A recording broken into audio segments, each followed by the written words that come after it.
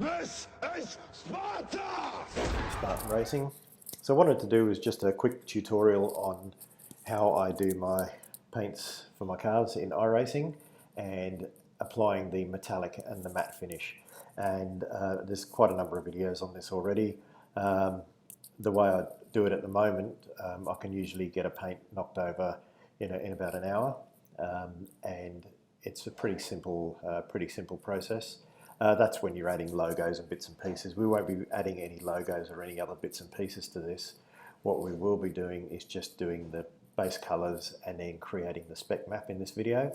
And then in the next video, I'll show you how I apply them into trading paints and get the spec map into trading paints as well.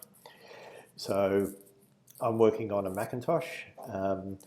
The Mac doesn't create a .mip file is what you need to be able to load into trading paints, but there's a way around this. To create MIP files, there's some applications that do it. One of the applications is an application by NVIDIA, which you can download, and it's Windows only, but I find it a little convoluted. There's actually an easier way to get iRacing to actually create the MIP file for you that you need. So let's get into it, and what we'll do is I'll show you how a nice easy way of doing this, and one that's hopefully not too complicated, but we're going to use some of the base patterns that are supplied by, or a base pattern supplied by iRacing. So when you install or load one of these paints in from iRacing, you'll see here that there's a printable area, and in here there's a folder called car patterns with a whole heap of predefined patterns that have already been created. So we just turn that layer on, and then I'm just going to flick through and turn off as I'm moving down to find a pattern that I want to use. And I think this one I was looking at before, it's relatively simple and it doesn't look too bad when it's finished. So we'll select that pattern, and I'm going to bring that up and take it outside of the car patterns folder and turn off the car patterns folder. You can even delete that folder if you want. You can just dump it if you don't need it, because you'll be saving it under a new name anyway.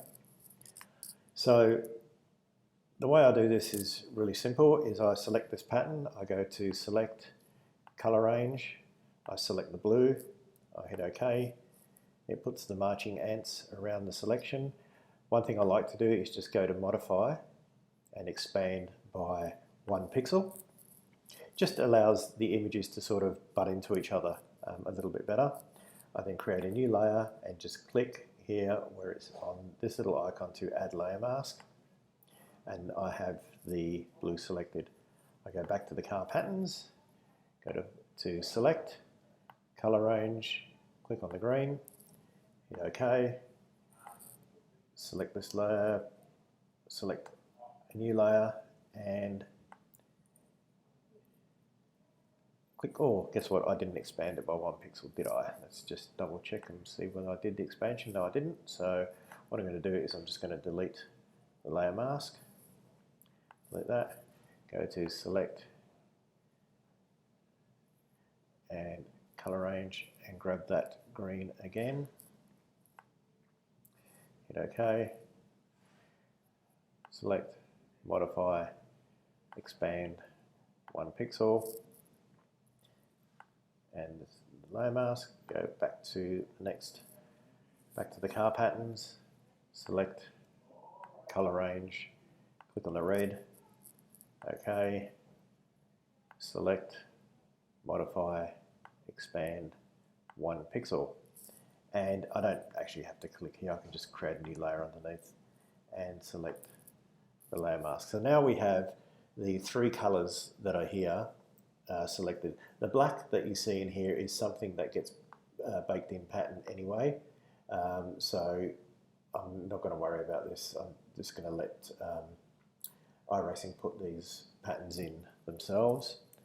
And if you'll see in some areas, for instance in some of the mandatory patterns that go on by iRacing, these black areas go on by default and you can't turn them off.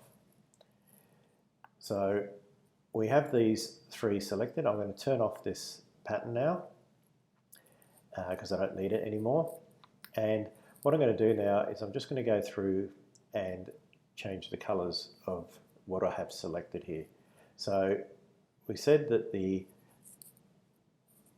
white, the blue area that I selected was going to be white. This was the first one. So what I'm going to do is I'm going to rename these. So we're going to call this one, so let's just double check. So the green, which is this layer here, I'm going to call this matte black. Let's move this out so it's a little bit easier to see. How's that? The blue is going to be silver. And the red section is going to be color. So it's going to be the whatever color we choose. So I'm going to go to the silver, and with the silver, if you select the color and make this white, and then you select this layer and go to fill and hit OK, it fills in white because this area is masking it. The matte black, select the matte black, go to black, hit it and fill, and foreground color, hit OK, that's the black. And in the color, let's select a color, let's select, here this will do, just a purple color, hit OK, and edit, fill, foreground color, and then we have the purple. So as you can see, the masks did their job. Now the next step is to get these into being metallics or being matte. So that's relatively simple, but we don't want to do this with these layer masks applied. So what we need to do is we need to apply the layer mask. So the easiest way I do it is just I just convert this to a smart object, each one. And then what I do is I hold down my shift key and I select all three, and I right click and I raster these layers. There's easier ways of doing it, but that's just one way I've been doing it. Now I have each layer, I've got the matte black, I've got the silver, and I've got the purple color. So how to make them metallic. So the first thing I'm going to do is I'm going to grab the silver and I'm going to duplicate this layer.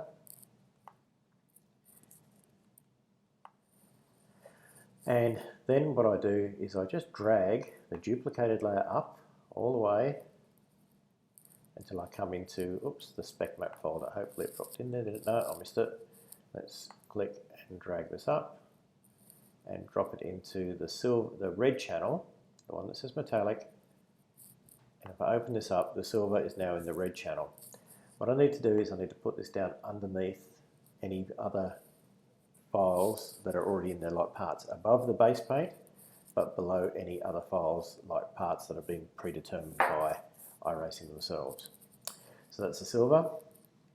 The next I want to do is I want the purple to be a metallic purple. So I do the same thing and I grab and duplicate this layer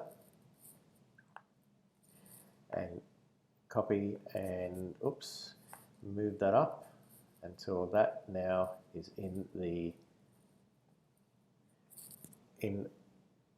red metallic channel.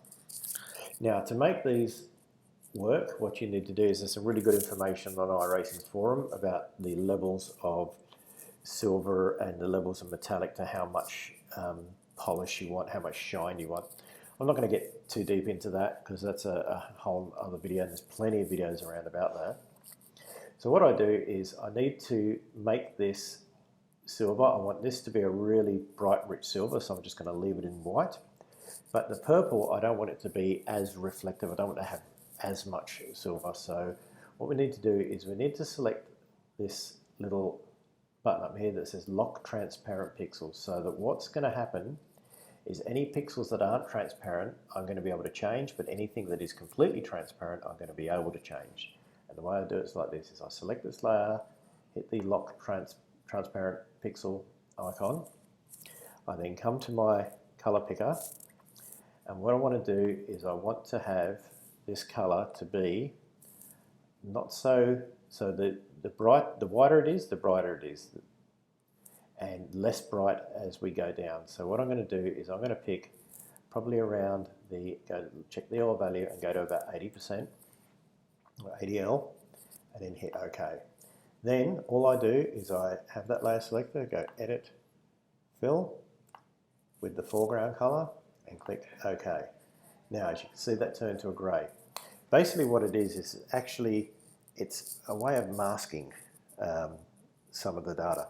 So what's going to happen now is my silver in here, or my metallic, should I say, in this purple, is with the purple over the top, is going to be a sort of subtle, shiny metallic purple, and the white is going to be a very, very strong silver. The next thing I want to do is I want to do the matte layer. So what I do is I open up the green channel, which they call the roughness channel, which is for the matte color. I take the black, I duplicate the layer. Now you can duplicate the layer quite easy by holding down the Alt or the Option key and just dragging on the layer, and it will automatically duplicate it. Then what I'm going to do is move this black copy up into the green channel. Now, if I was to leave this just as 100%, just solid black, it'll be really, really matte. But what I want to do is I want it to be, have a slight, not to be as flat, like to be really super flat. I just want it to have a little bit of reflectant come off of it. So again, I click the lock transparent pixels, and you'll see you got this little lock comes up here. Select my color palette, and what I want to do is, this is completely matte, this is no matte at all. So what I want to do is I want to come down and I want to pick around the 70, or about, or sorry, 70, around the 25% mark, and hit, or 25 all, and hit OK, and then Edit, Fill, and hit OK, and that has actually filled that with this 25L black. Now, one thing you need to do is you need to turn off this lock transparent pixels. So click that so it's off. I've just got to go back to the red channel, and where I've got it selected there, I just turned it off. So that literally is it. That's as quick and as easy as it is to do it. But the next thing you have to do is save the files correctly. So firstly, what I like to do is save what's called the Spec Map file. So you need to turn on the custom Spec Map, and as you can see, it's a sort of odd looking pinks and blues. Trust me, this is the correct map for the Spec Map. And then I file, and I'm just going to save as, and the way it needs to be saved is it needs to be saved like this: car underscore SPEC underscore, then your Iracing number. So whatever your unique identifier number is in Iracing, which you can find in your profile, you need to put that number in. And then you need to save this as a TGA file or Targa file. So it's very important that this number is your unique identifier that you get from Iracing. Like I said, if you go to your profile in Iracing, and I'll show you that in the next video, that number has to be correct. Then all we do is I'll just drop this onto my desktop. For the time being, I'm just going to use this number at the moment because I can't remember mine. And I just save this. And again, there's conjecture, people saying save it at 32-bit, save it at 24-bit. I haven't seen any difference between 24 and 32, to be honest with you. But admittedly, I do race with VR, not on a screen, but I haven't noticed any difference. So I just save it as 24-bit, and that is the Spec Map saved. The next part of it is to save the actual color file. So you just turn off the Spec Map, add any logos and bits and pieces you want. This isn't for people, this tutorial isn't if you are doing specific matte and metallic logos and bits and pieces. There's a lot of videos online about how to do it. But this is just if you want to get a nice metallic paint put on your car. And if you want the logos, and if you put logos on now, so when you've done this, if for instance you wanted to add a logo, you just you can create a logo or add a logo. I mean, if I've got one here, let's have a look. Let's just use, say, this Fanatec logo. If I wanted to add this, and I decided that I wanted this Fanatec logo to be yellow, I can do the same thing here. I can click on the lock pixels, come here, turn it into a, into a sort of a yellow, and then just hit edit, fill, okay, and that makes it yellow. And then I can turn that off, and I can drag this. So I select my drag tool, select on the logo, come over until this jumps forward, drop my mouse into the middle of the screen and let go, and there's my Fanatec logo. And then all I do is I can just resize that from there, and I can add this to any part of the actual, any part that I want. For instance, if I decided I wanted to have it on, the front of the car, I can just rotate it round, add that on the top here, and just resize it to fit on the front. And then what will happen is that'll be like a solid yellow over the top of the metallic. It won't take on the characteristics of the metallic because I don't have a spec map designed for the wording. But in most cases with logos, they're small enough and what have you that, unless you have a very specific logo that you want to put metallics in, you can just add sponsor names and bits and pieces over the top of your image. So if I was then going to save this as for the image file, just file, save as, oops, file, save as, not save, and I can just save this on my desktop, and I can just call this test for REGTE, and again I save it as a TGA file, a target file, hit save, and hit 24-bit and hit OK. So this is just the development part of the creating the metallic paint. The next video I'll implement it into Iracing, and you'll actually see how I get it to make the correct file, how I can get Iracing to actually create the correct metallic file to be able to put into trading paints. Okay, I hope that helps a little bit, and I will talk to you very shortly. Thanks for the comments, thanks for the subscriptions, I really appreciate it, and I'll talk to you soon. Bye now.